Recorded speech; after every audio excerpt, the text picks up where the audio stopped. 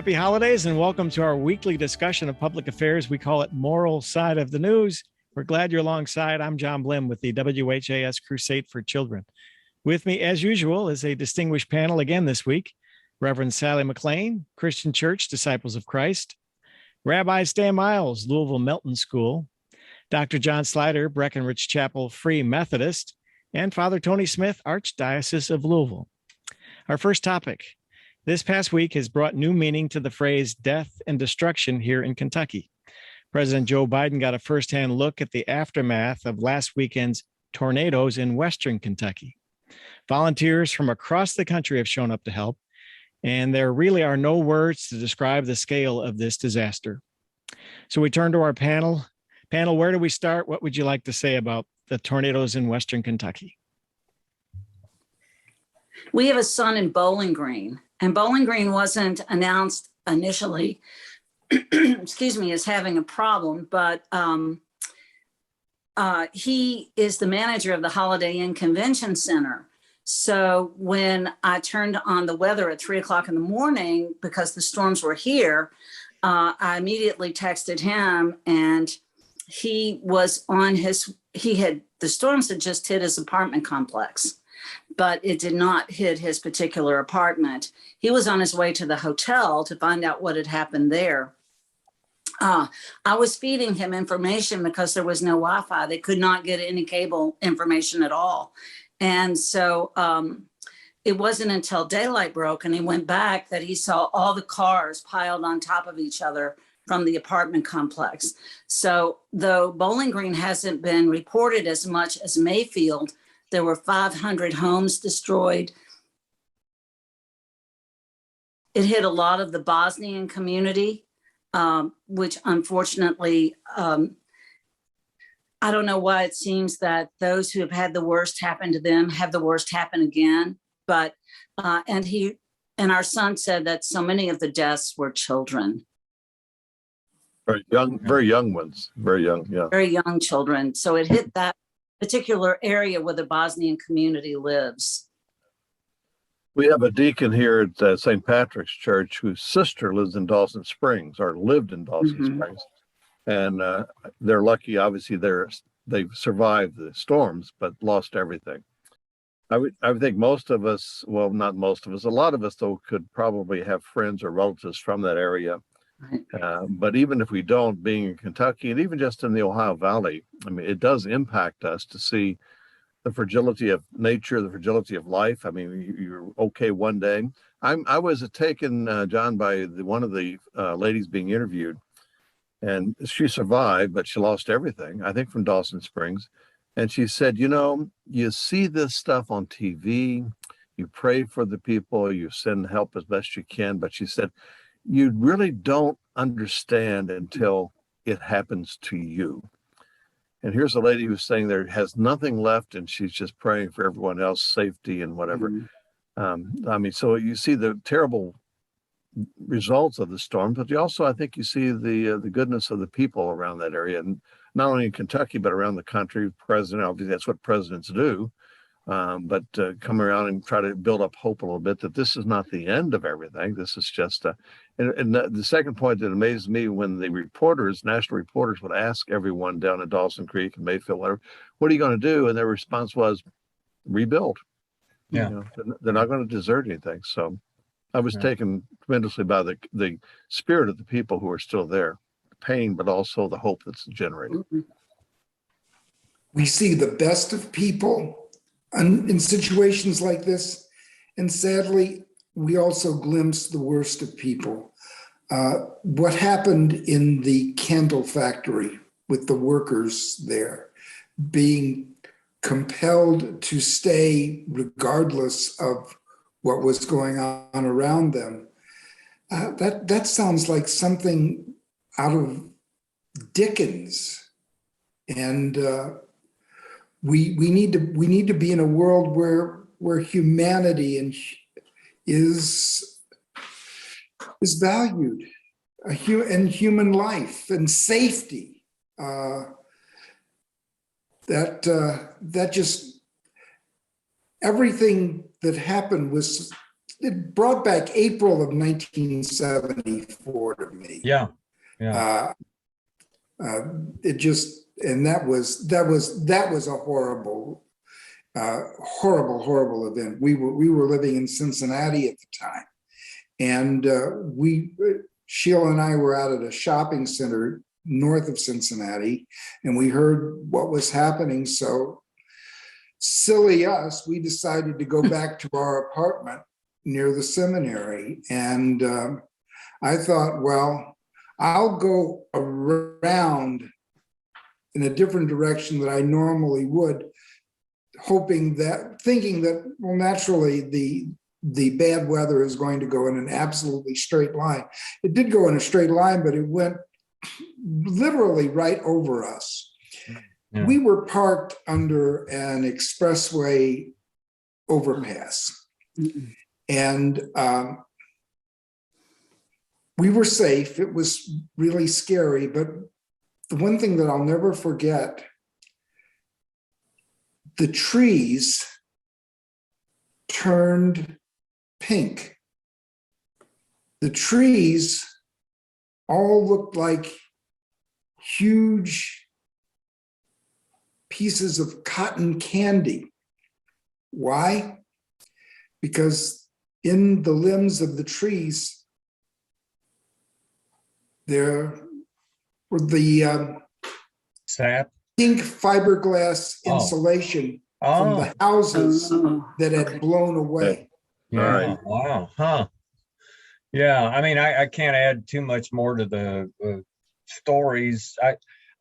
It strikes me, and thinking back to 74, but also here, we had some ties to Brandenburg and Meade County. And then I was up at Hanover at the time where tornado also hit. And then in our immediate area, stand around this area, the seminary, and then it kind of all hit. I can empathize with the Mayfield folks, but it's almost like when you hear the fire alarm go off in the building, or a car alarm go off in the parking lot.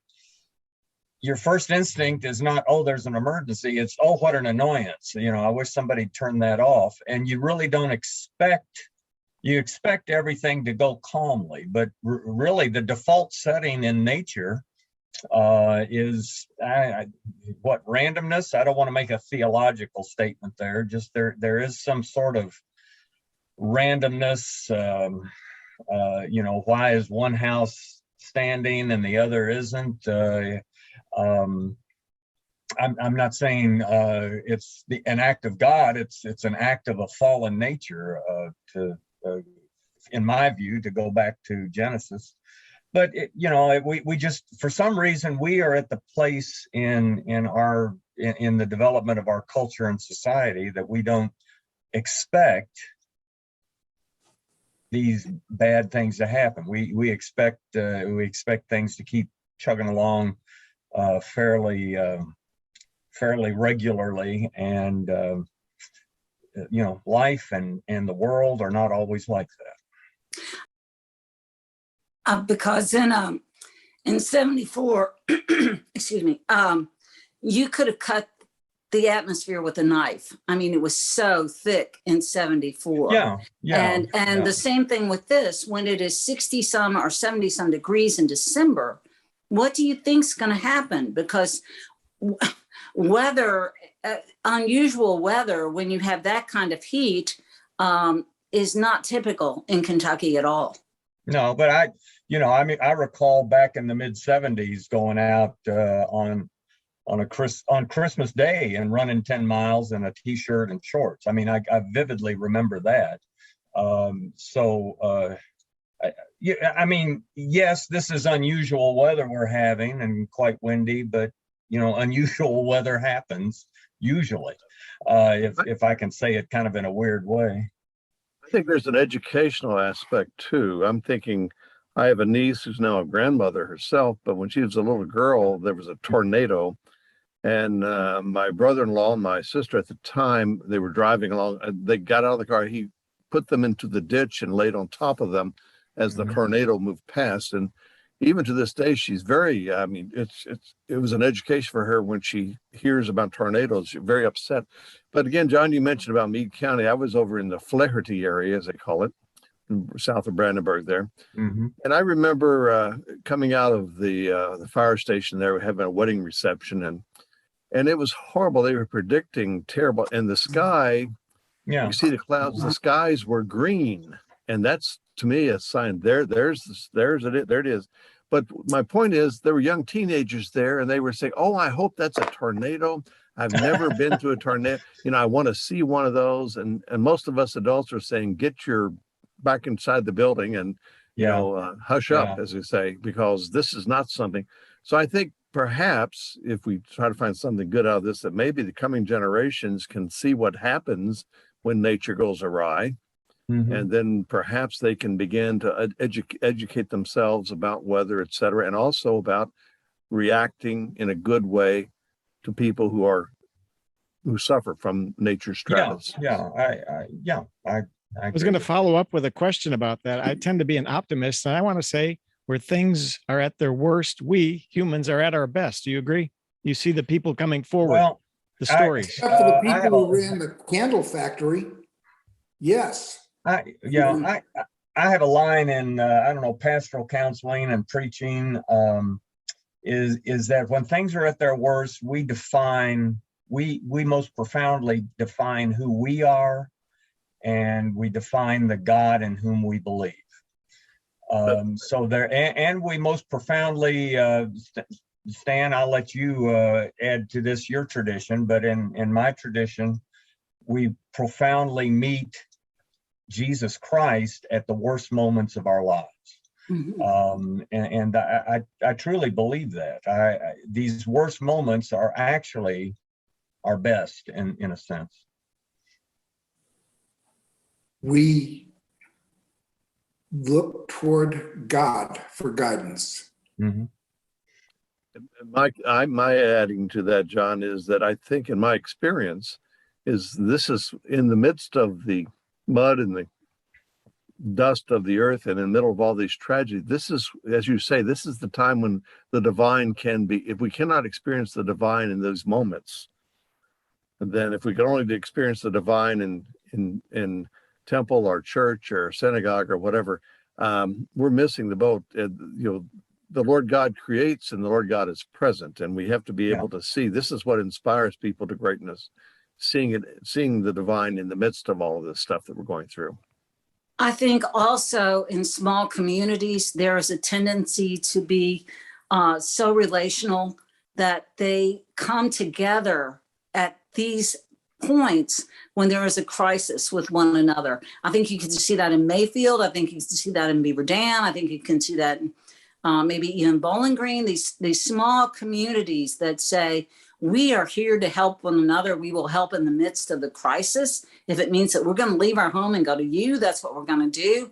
I can't think of anything that is more God-centered, more Christ-centered than to go to one another in these times when there is the most devastation, the most hurt. And that's what people do in these times. And I am very thankful that they are able to do that. Yes, I was impressed again with, was it the Methodist minister there in Mayfield, whatever? They were interviewing one of the ministers, and he was excellent in a sense. He was responding. Some people said, well, is this God's vengeance? He said, no. To the point is, this is God's presence to us. We need to work together as community to help one another. He kept it very positive. He kept it very hopeful and very pastoral to the people there. I thought it was excellent. I think when the tornado hit, Stan referenced when it hit here in '74 and went through the seminary. I'll never forget somebody who was not a real big fan of the seminary at the time saying that it was God's judgment on the seminary. And I had yet to receive my report card, so I wasn't quite sure whether it was or not. But I would rather, John Blim, as you're saying, is to look toward the positive, and God is speaking in the midst of this. Not, I don't think in judgment, but certainly in inspiring people to act.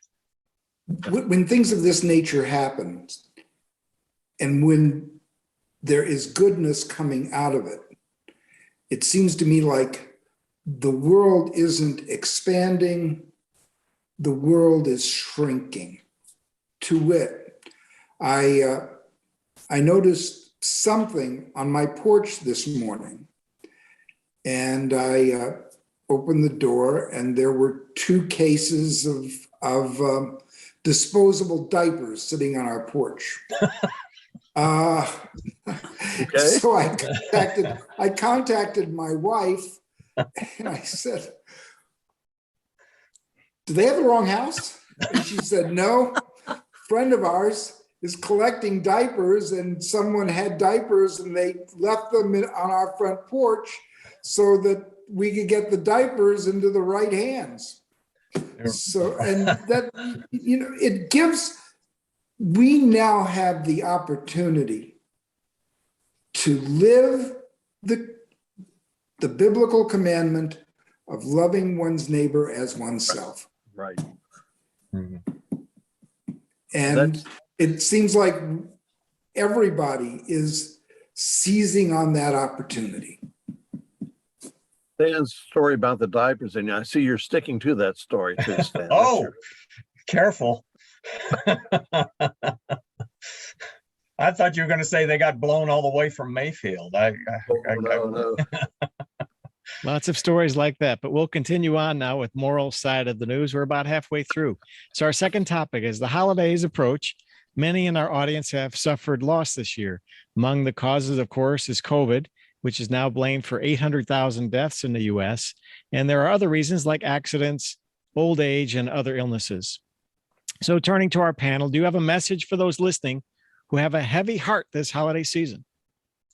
There, in a church I served, we had an associate pastor who was was working toward becoming a hospital chaplain, and she introduced us to the Dark Night of the Soul. I think it was December 22nd, and that's more out of Tony's tradition, but we used it as a time of just what is it, December 22nd, something like that, the winter solstice, when it's the shortest amount of daylight, least amount of daylight in the year, and which is very symbolic, and a time for grieving and mourning over the year, and a time for healing as well.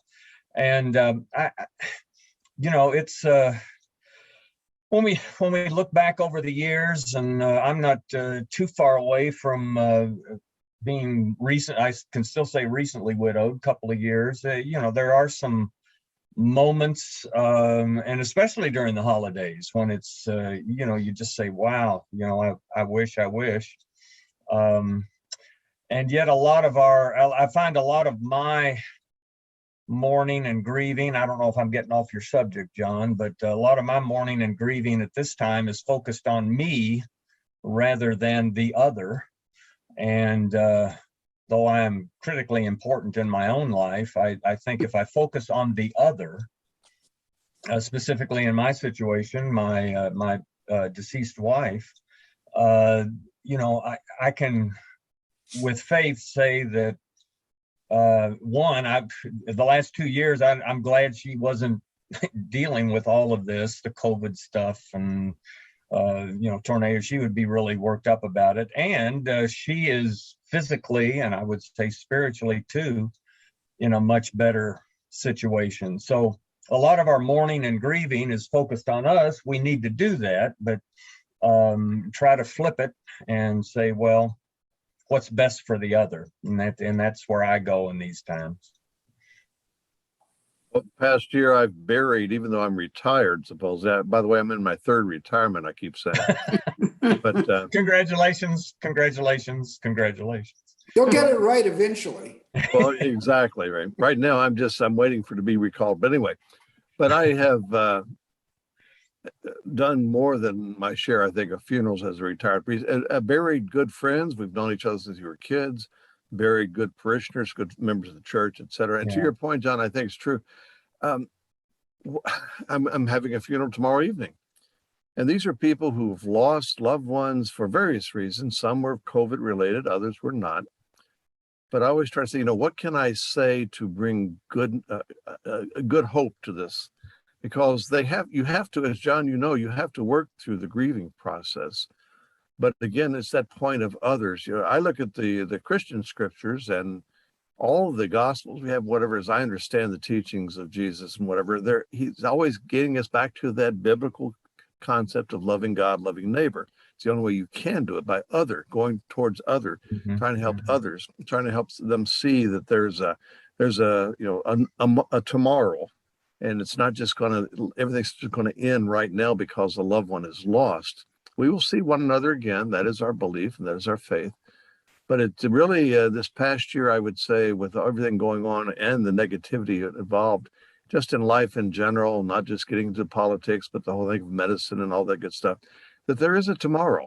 And the new year, hopefully, what do we always pray at the new year? That this would be a grace year from the divine, that God would give us the grace to do better this year than we have in the past, to continue to take care of one another. And hopefully, as we use the terminology, see God's kingdom at work in this world. So before everybody else jumps in, Tony, you said you're waiting to be recalled. When they recall a product is when it's defective. I just wanted to point that out. Oh, listen, I have been recalled so many times, John. Okay, I'm sorry. This time last year, both my husband and I had COVID. He was in the hospital and I was in need of hip replacement. So it was just an absolute difficult time for the both of us. And our children came and stayed with us, fortunately. But this year I decided I wanted to see Christmas. I wanted that spirit again. So we went to West Baden, Indiana. And I don't know if you've been there or not, but they restored that dome, that wonderful hotel. And just to be in that setting where there was a 50-foot Christmas tree and angels surrounding it, it almost felt like we were in another world. It was so peaceful, so calm, so reassuring that the Christmas spirit is still with us, that God is still with us, that everything is still alive. It was absolutely magnificent. And if you've not been there for that $600 million restoration to see what took place in Southern Indiana, I would invite you to go and share just a moment under that dome and see the beauty of all that is there. Sometimes when you're hopefully helping people who have experienced a loss, particularly at a time that there are so many losses, what words can you speak to give them hope and consolation? Well, sometimes the words get in the way, at least you're the words of the consoler. Sometimes it's just good for them, and what they desperately need and perhaps even crave is someone not to speak to them, but someone to listen to them. Yeah, and that's hard for us to do professionally, isn't it? We always figure we got to come up. Well, yeah, I half joking, half serious. We always figure, one, we got to have an answer, and two, we got to say something. And but you're right, Stan, just the presence. John, sometimes the answer is nothing. I don't know. Yeah, Exactly. Yeah. Well, it's just a moment of peace. Just knowing that there is something called peace in the world where there is not all that conflict, all that dissension, all that argument, all of that, just that one brief moment of peace where you know that everything can be absolutely okay.